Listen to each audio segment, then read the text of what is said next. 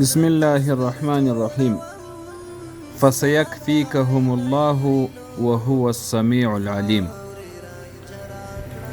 دلته په دې آیات کې ترجمه یې داسې ده چې ډېر ژر ده چې کافي بسي په دفع د شر کې د دوی څخه تعالی الله جل جلاله الله تعالی جل جلاله به دې د هر چا د شر څخه وژغوري، محفوظ به دې کړي، او هم دی ښه اورېدونکی، یعنی د الله تعالی جل جلاله ښه اورېدونکی دی د اقوالو او ښه عالم دی په احوالو باندې.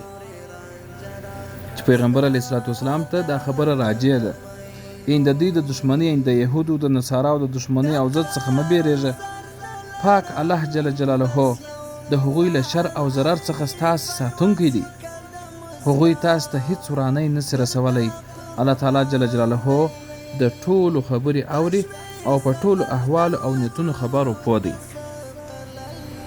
اوس که چیرې دغه آیات هر مشکل چې څوک ولري، مثلا د یو چا سره مشکل دی، د یو چا سره دښمني ده، تاسې دغه آیات زیات وایست، الله تعالی جل جلاله به مو د هغه د شر او د فساد او د دښمنۍ څخه محفوظ کړي. هغه به هیڅ کله پر تاسو باندې جابر نسی.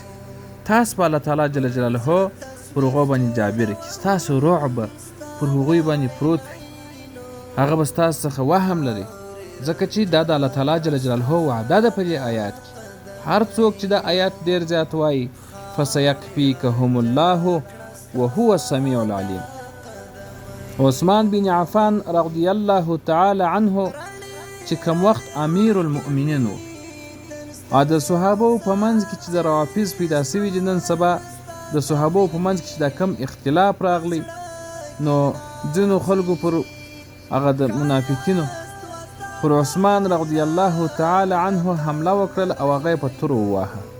دوی په خپله کوټه کې ناست دي، قرآن کریم تلاوت کوي، نو وینې پر دغه آیات باندې وموښتلې، تاسو به هغه د عثمان رضی الله تعالی عنه قرآن کریم لیدلی وي، تر اوسه پر دغه آیات باندې د وینه پرته ده. که تاسو نه لیدلی، اوس یې سرچ ته ورکړئ په ګوګل کې د عثمان بن عفان رضی الله تعالی عنه مصحف، هغه به تاسو ووینئ. نو دلته هم دا استدلال دی، دا دلیل دی چې الله تعالی جل جلاله مسلمانانو ټولو ته وایي او عثمان رضی الله تعالی عنه ته هم وایي چې ستا دپاره الله تعالی کافي دی. که څه هم تا ته الله تعالی د شهادت مرتبه در نصیب کړله، خو هغه کوم دشمنان د دین اسلام او د اسلامي خلافت چې وه، هغه به ټول الله تعالی جل جلاله د منځ څخه یوسي.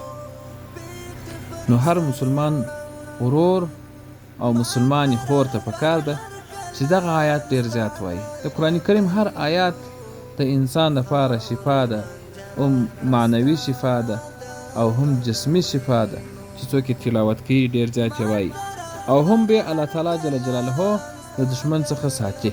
نو تاسې دغه آیات که چیرې زیات وایست، فسیکفیکهم الله وهو السمیع العلیم، الله تعالی جل جلاله به هر شر انشاء الله ستاسو څخه دفع کړي. هر شر.